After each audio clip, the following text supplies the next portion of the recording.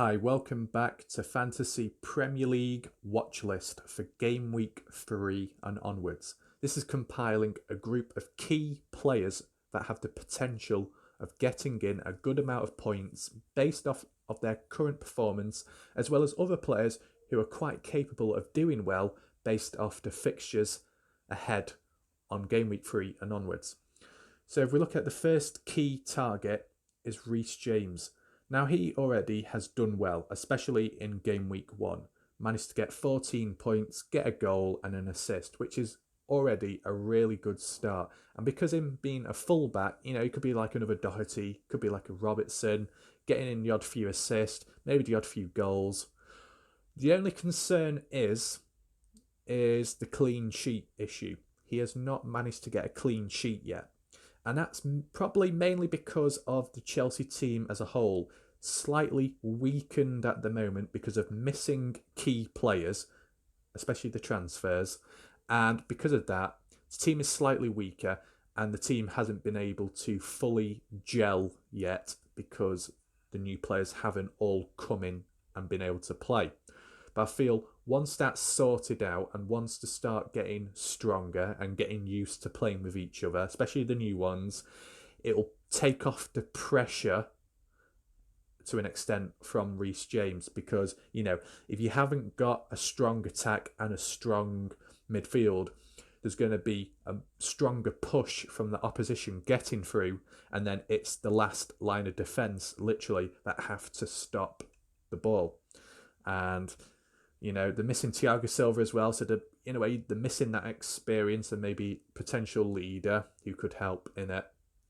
The only other concern people have raised, additionally, is to do with will he carry on being a main starter player?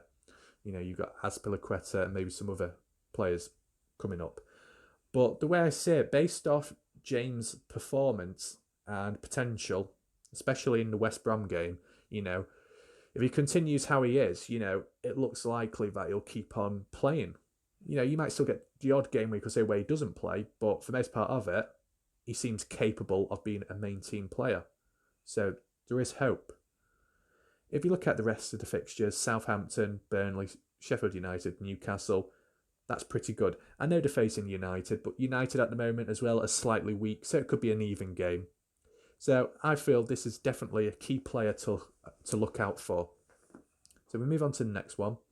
This is Costa from Leeds. Now I don't want to jump aboard the Leeds bandwagon because although they're doing quite well at the moment, they're not doing well in terms of keeping clean sheets. They're conceding quite a bit of goals. I know they're scoring quite a few as well, but they need to tone it down in terms of conceding goals because the ratio between the two are very close. That can cost them the odd game or two. Look at Liverpool versus Leeds, how it was quite neck and neck, and then Liverpool just got the slight advantage, and that's why they lost. But, they did redeem themselves against Fulham, but then again, that was still a close one. They were in the lead, but then Fulham started catching up a bit. So that's the issue. It's the defence, I guess, with Leeds. And that's why I'm not including any Leeds defenders in this watch list, because they don't seem to be doing quite well in their role. However, though, the strike and the midfield role, there is key players that do stand out, and Costa is one of them. 5 points in the first game week, followed by 14 in the next. Now, against Fulham, maybe Leeds had a better chance of, doing even better, just simply because it was a slightly easier matchup. But, they faced Liverpool in the first game week and they managed to come out with that result. Even though it was a loss, they managed to get those goals. And for someone like Bamford and Costa, they were able to get points that way. So providing the scoring, even if they might be letting a lot in, providing you've got a midfielder and preferably a striker, you're still going to get points in no matter what. So it's not the end of the world. In terms of the actual fixtures, it isn't quite good. They're facing City, they're facing Wolves, and then a bit after that, they're facing Leicester, then they're facing Palace, then they're facing Arsenal, and then Everton. It does seem pretty rough, and you might be thinking, well, why the hell are you adding them to the watch list? It's because, the likes of when they faced Liverpool, especially on the very first game week, and they came out with that energy and that aggressiveness, and it was so back and forth. If they maintain that performance in the first game week and apply that to, the other difficult fixtures, they've got a good chance of getting in points. And Costa can do that. Bamford can. Klitsch can from time to time. So, yeah. So, we move on to next target. It is Martinez, the one from Arsenal that recently left to join Aston Villa. Now, Aston Villa as a team, I don't know how good they really are at the moment, but for the price of Martinez, what is he, 4.5 mil? You could just have him on the bench from time to time. He's fairly cheap and he is somewhat reliable. He seems pretty good considering. And especially in the first game week, his first match, and he manages to get that amount of points. Managed to get a clean sheet, and he even managed to save a penalty, which is really good. It's promising. If you look at the fixtures, they're actually not too bad in a way. They're facing Fulham next, so there's a chance could get a clean sheet, but it depends how deadly Mitrovic is. That's the only issue. They face Liverpool, Leicester, but then a bit after that, it's all right. Basically, I think the best way to summarise this is Martinez is a decent option to have for at least on a bench, because he is capable of doing fairly well when he can, and, he's cheap. So it's not really a loss at the end of the day. So moving on next, we've got Potence. Now, you could have got Jota, you could have got another Wolves player, maybe Traore, but because of Traore and the position he's in at the moment, I might go for Potence. Based off from the match last night, because I saw him play, he had a good amount of chances to score. His finishing was poor, but, we've been involved in a fair few goals at least, or potential goals. That's good enough. There's chance.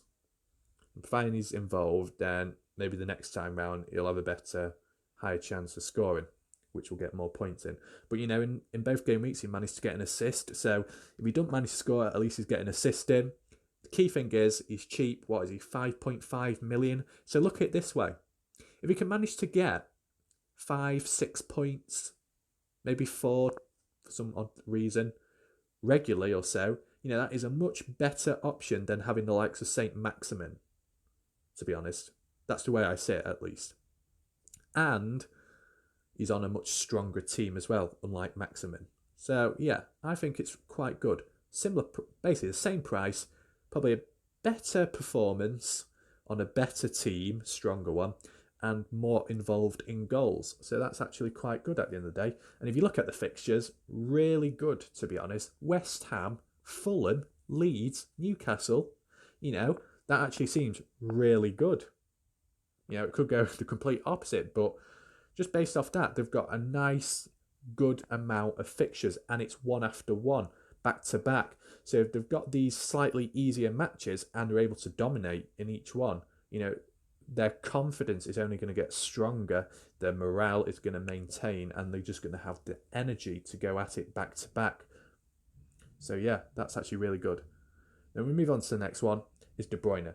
Now, they've only managed to play one match, but just from that one match against the likes of Wolves of all people, I don't know I think Wolves may have played in the first game week. If they did, Wolves had the advantage because they've got a bit more experience, more game time.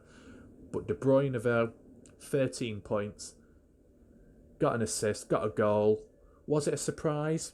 Probably not, but the reason why I didn't get him at the time was because I was just thinking, because it's Wolves, it's a bit of a dodgy team. They've been known to lose or have struggled in the past, so I wasn't so sure. But if you look at the fixtures, next they've got Leicester, which is a bit rough in a way, but I'm sure City will overcome that.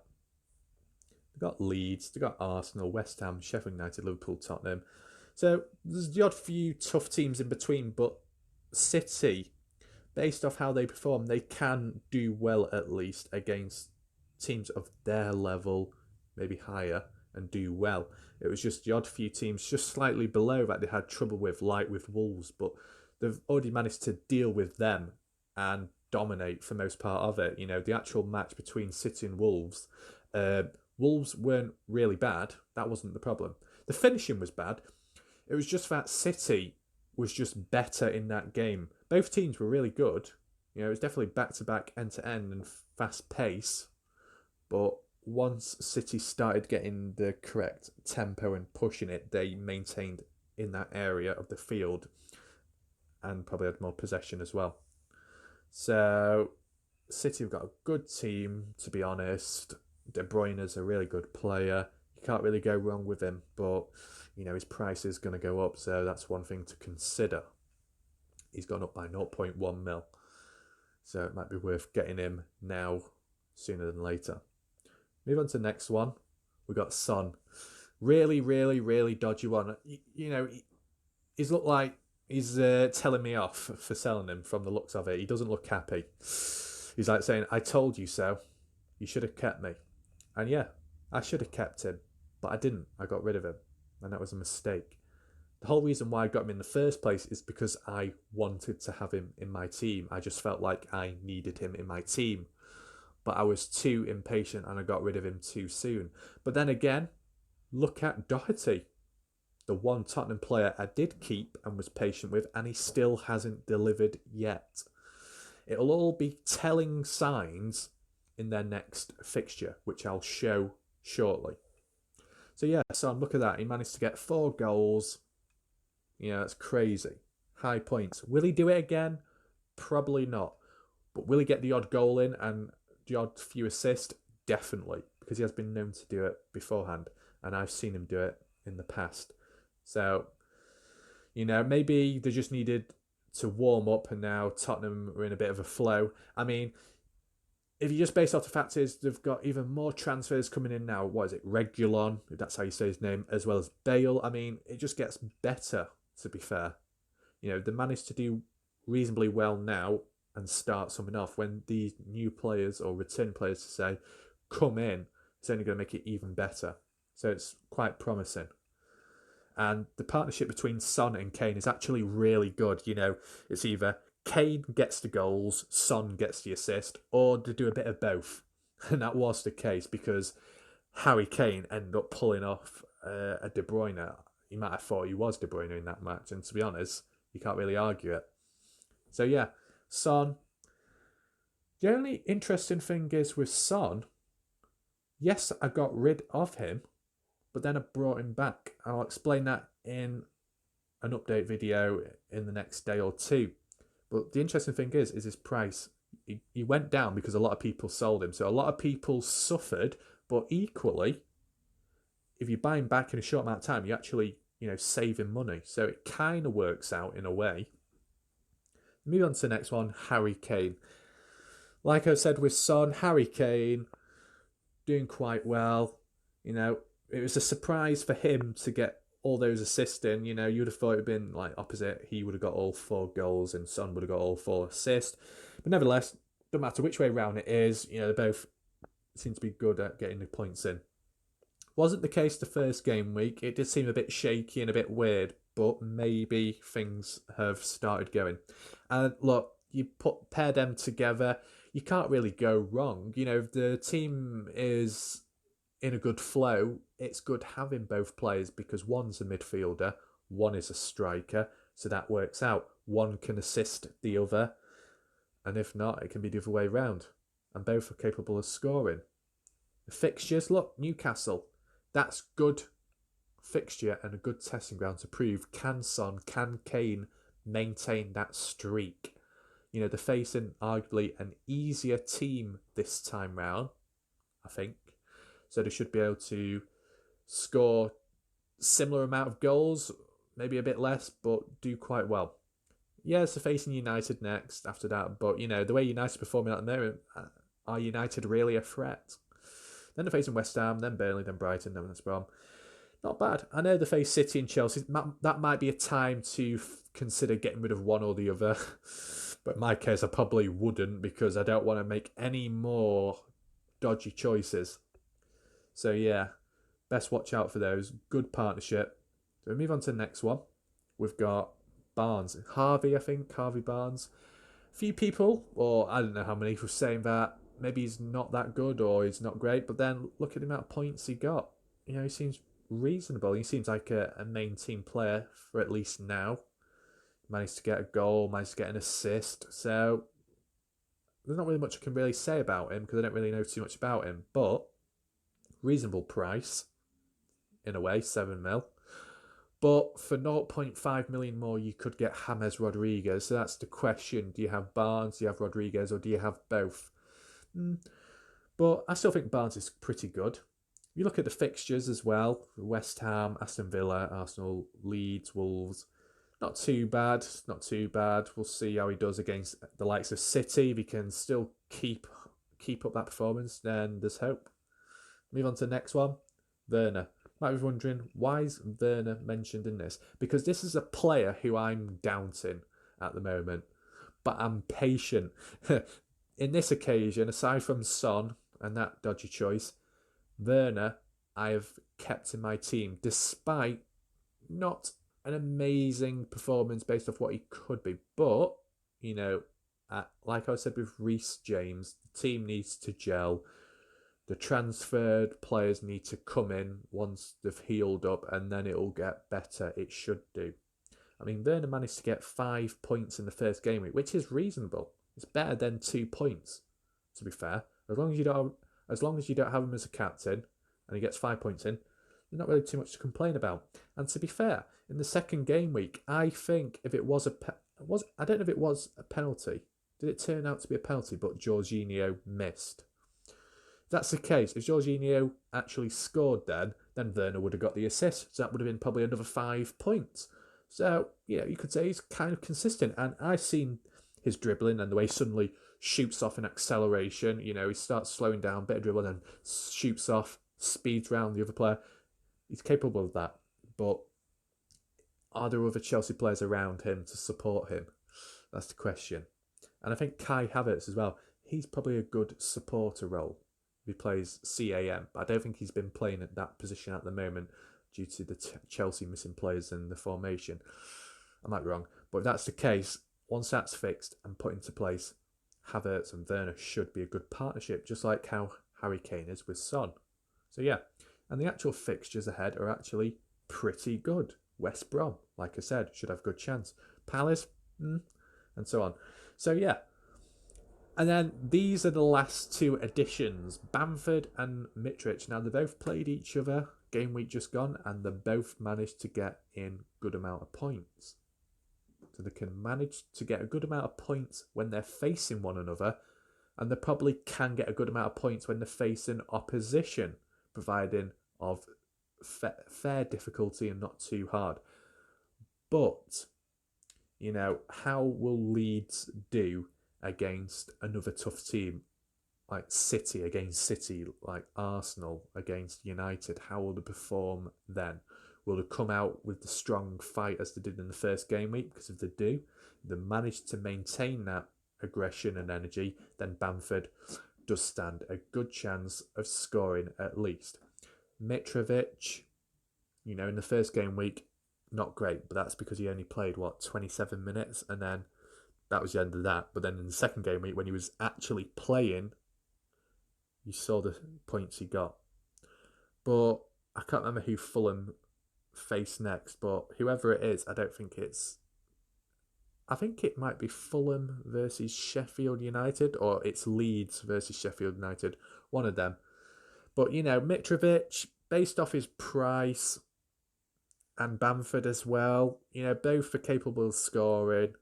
So even if you had him on the subs bench and put him on a rotation, that would still be good enough. Just like how I mentioned Martinez earlier on, 4.5 million or so, at least at the moment. Reasonable price. Even just put him on the subs bench and rotate him. You got those other players, Mitchell, Lamptey, Justin. Cheap players can have on the bench or even on your main team, and they will be playing, from the looks of it, at least for now, and they seem to be getting points in. So, it's actually all right. Will I add any of these players into my team? Well, you'll find out within a day or two when I make my update video on my squad and how I'm going into the next game week and potentially onwards after that. So, apologies for the longer video. I think I included maybe more transfers, more watch list players this time than the first one, but I just felt like there was a lot of quality and potential within players for the next game week and after. So I hope you enjoyed it. You don't have to take my advice. This is basically my opinion only. So it doesn't mean to say this is definite. I'm not an expert, okay? But I just have a feeling these players have got a good chance. So I hope you enjoyed it. That's it. And see you next time.